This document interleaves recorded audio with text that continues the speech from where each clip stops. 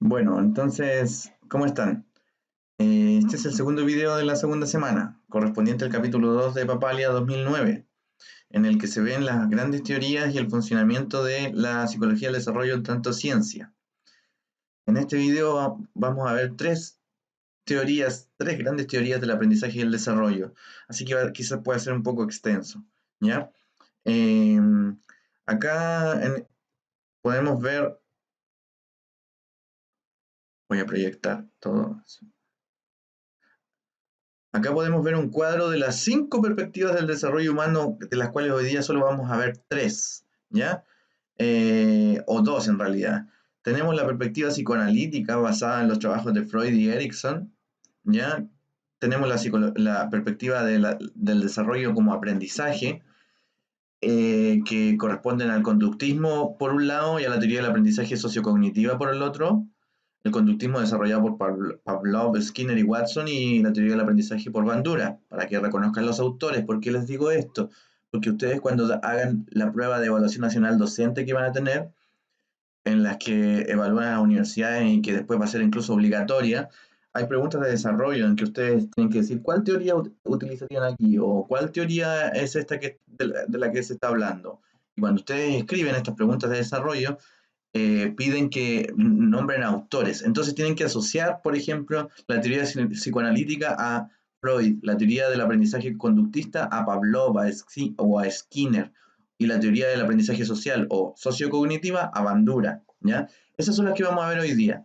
También está la teoría cognitiva, en las que incluyen los trabajos de Piaget y Vygotsky, y la teoría contextual y la evolutiva sociobiológica, que las vamos a ver en otra ocasión, ¿ya?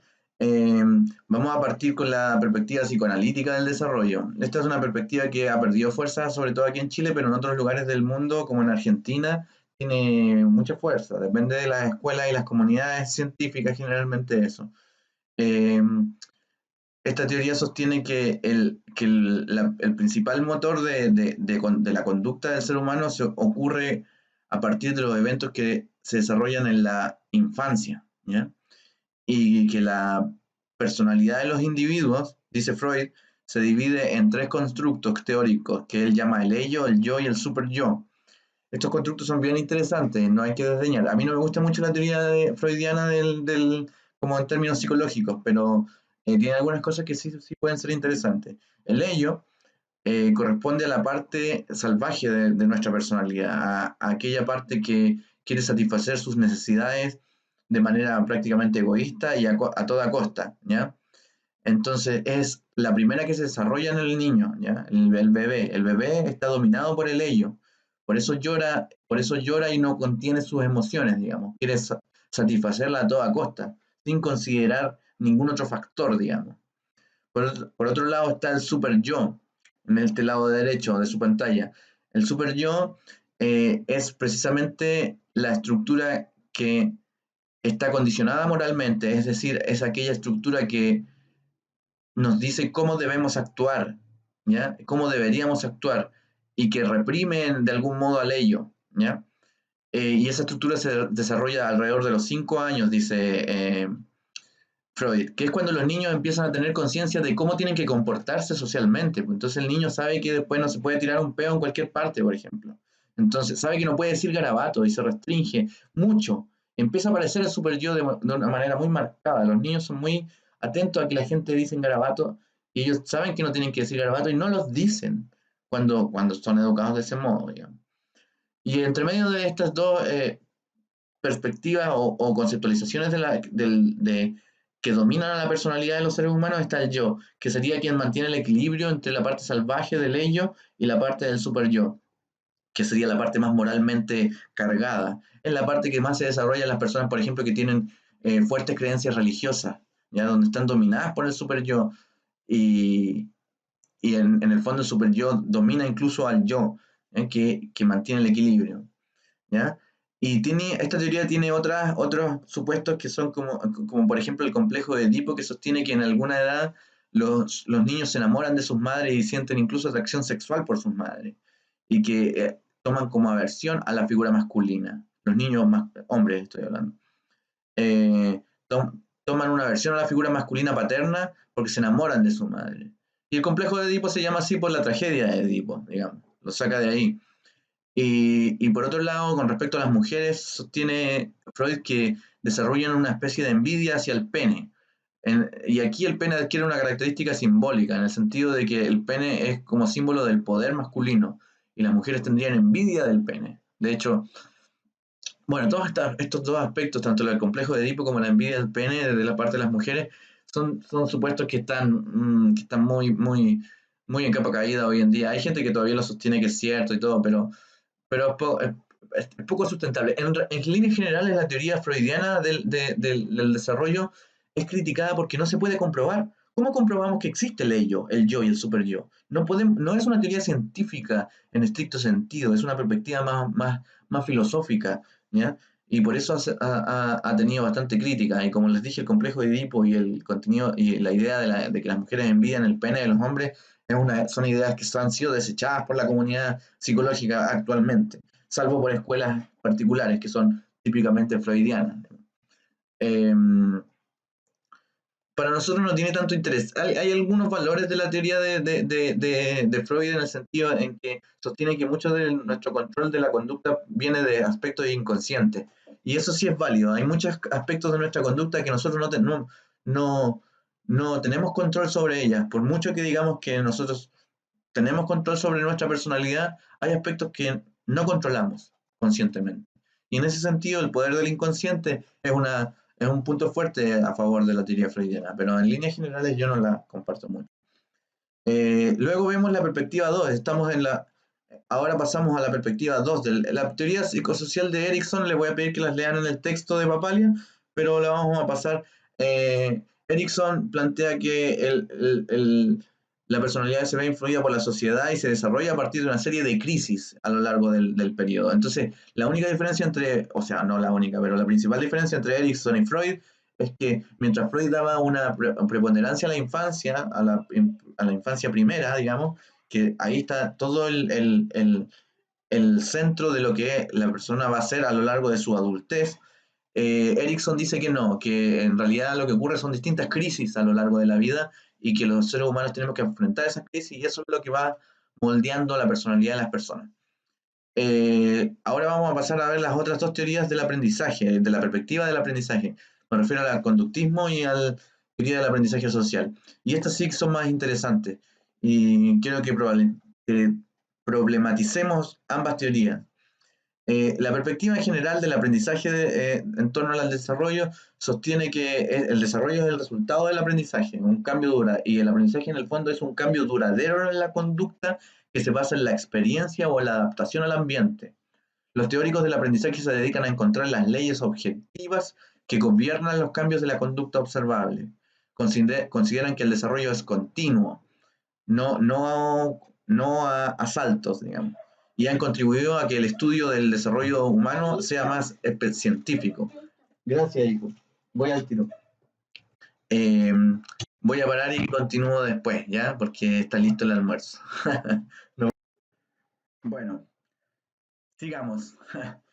Ya estoy con el estómago lleno ya. Bueno, decíamos que esta perspectiva contribuyó a que el estudio del desarrollo humano fuera más científico, ¿cierto? Y aquí vamos a tener dos teorías, la teoría del conductismo y la teoría del aprendizaje sociocognitivo.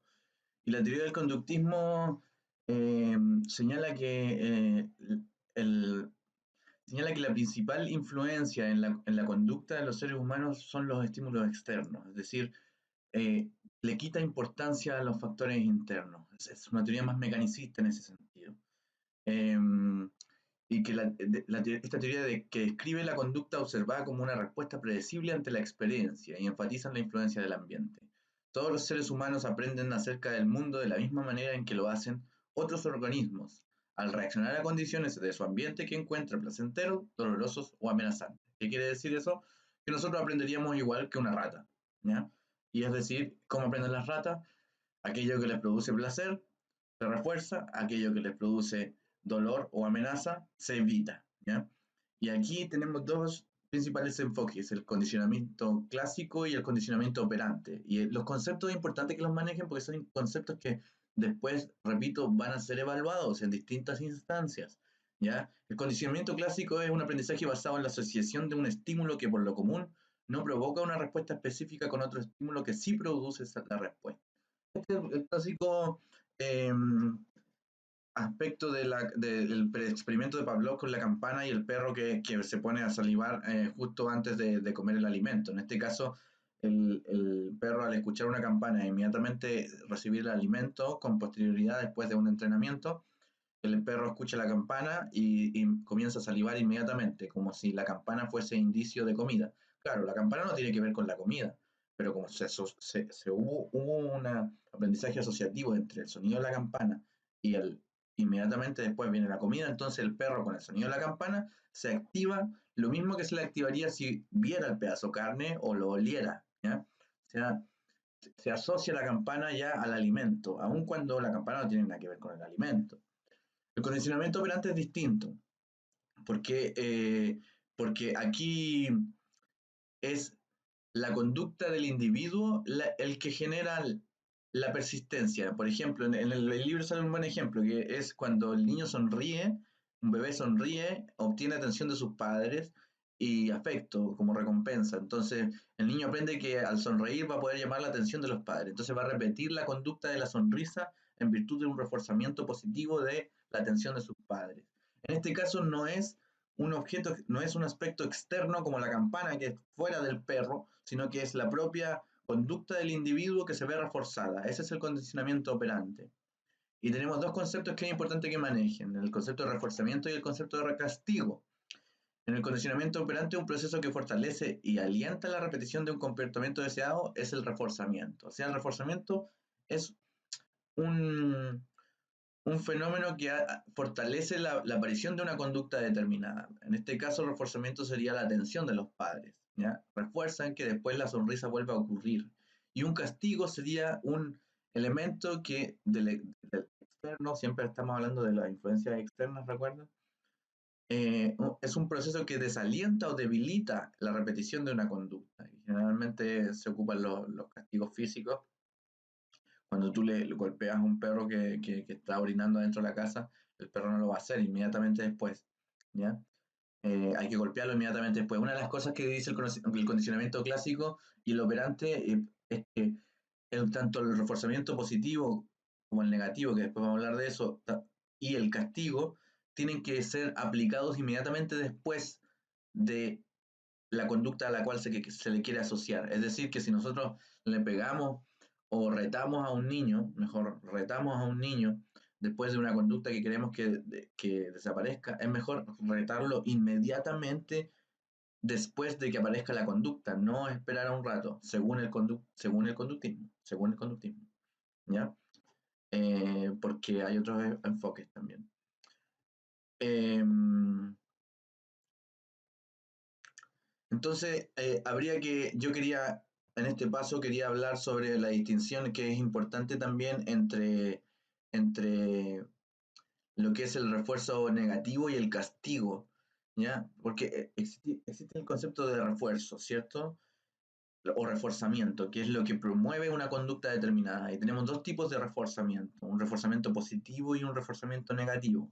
El positivo consiste en dar una recompensa, como estrellas doradas o comida o elogios o jugar con un bebé. Todo eso es un reforzamiento positivo porque es una recompensa. El reforzamiento negativo en realidad también es un condicionamiento que promueve la conducta que tú quieres ejercitar, pero lo hace a través de retirar algo que puede ser negativo para el individuo. Por ejemplo, si tú le dices a un niño, ya, si vas a estudiar, hoy día no te voy a dar la leche con plátano, porque sabemos que al niño no le gusta la leche con plátano. Entonces la leche con plátano es un reforzamiento negativo. ¿Por qué? Porque se le retira la leche con plátano, algo que al niño no le gusta, siempre y cuando uno se consiga la conducta que uno espera. En cambio, el castigo, ¿por qué les digo esto? Porque se confunde el castigo con el reforzamiento negativo. El castigo es para que la conducta no ocurra. En cambio, el reforzamiento negativo es para que la conducta ocurra. Solo que el reforzamiento es quitar algo que no le gusta. ¿Ya? ¿Se entiende la idea? Si no, lo vamos a conversar después en la clase, seguramente esto, porque parece ser un poco confuso al inicio. Piénsenlo bien y lo conversamos, ¿ya?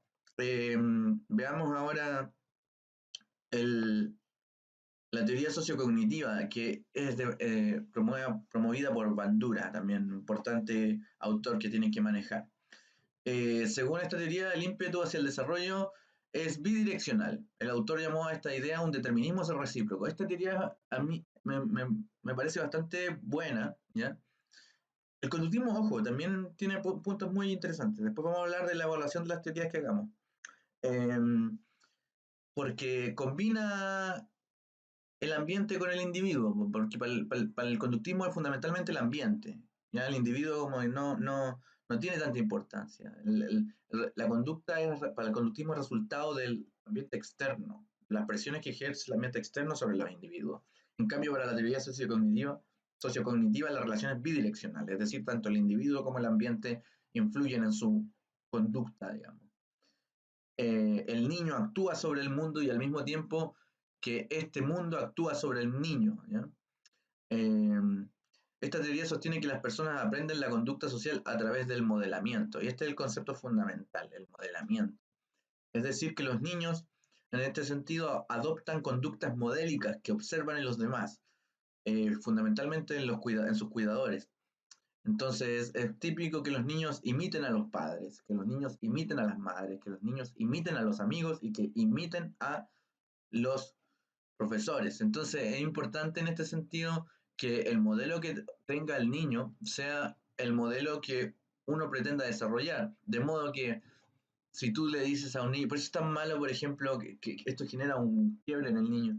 Si tú le dices a un niño que está mal fumar, ¿ya? Y tú le dices que los niños no tienen que fumar porque está mal, y tú les dices que hace mal para la salud, y el niño termina entendiendo que fumar hace mal, pero después ve que el padre fuma, ¿ya?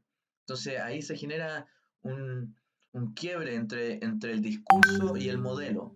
Entonces, lo importante para esta teoría, y que sí es cierto esto, es que los discursos que nosotros ejerzamos sobre los niños sean acordes a los modelos que nosotros le presentamos. Es decir, que nosotros seamos consistentes y consecuentes con lo que les decimos y queremos que los niños sean, ¿ya?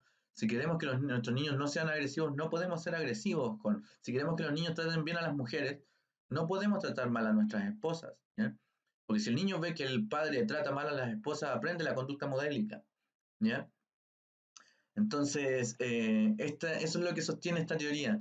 Y en términos educativos, tiene que ver con un concepto que ustedes van a manejar en algún momento que se llama capital cultural, para relacionarlo con la educación.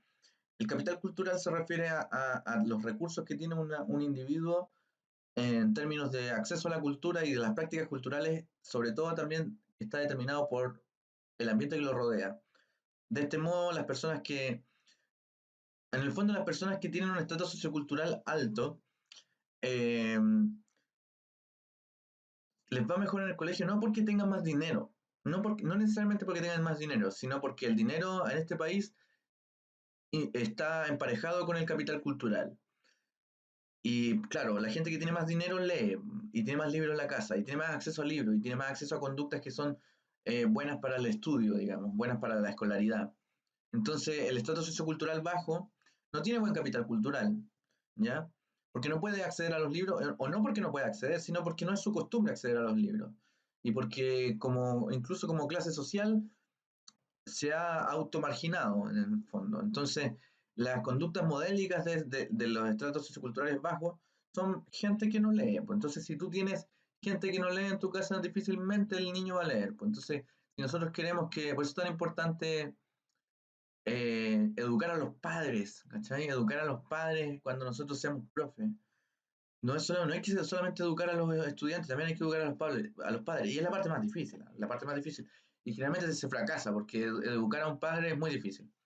Pero a veces se puede, porque el niño va a seguir el modelo de su padre. Bueno, eso era en definitiva. Vamos a conversar más de esto en la clase en todo caso. Quiero que mastiquen lo que estamos hablando de estas dos teorías a partir de estas tres preguntas que voy a hacer. Dos solamente van a ir al foro, la primera no. De hecho, lo dice en la pantalla. La primera dice, explique la diferencia entre castigo y reforzamiento negativo, bajo la teoría del condicionamiento operante. Esto es para que lo piensen y es lo que acabo de hablar, pues, ¿ya? Lo que hablé recién en el video. Aquí están las dos que quiero que respondan en el foro. ¿Qué teoría del aprendizaje utilizarías si deseas enseñar las tablas de multiplicar a los niños? ¿Y por qué? ¿La teoría conductista o la teoría sociocognitiva? Si ustedes quisieran enseñarle a multiplicar a los niños, ¿cómo lo harían? ¿Con la teoría conductista o con la sociocognitiva? ¿Cuál de estas dos teorías podría explicar mejor el éxito o fracaso escolar en general de los estudiantes? Ahora, no solamente circunscrita a la enseñanza de las tablas de multiplicar, sino ahora al éxito general, tanto en todo el ámbito escolar, ¿ya? Entonces, esas son las dos preguntas que les dejo, ¿ya? Nos vemos pronto.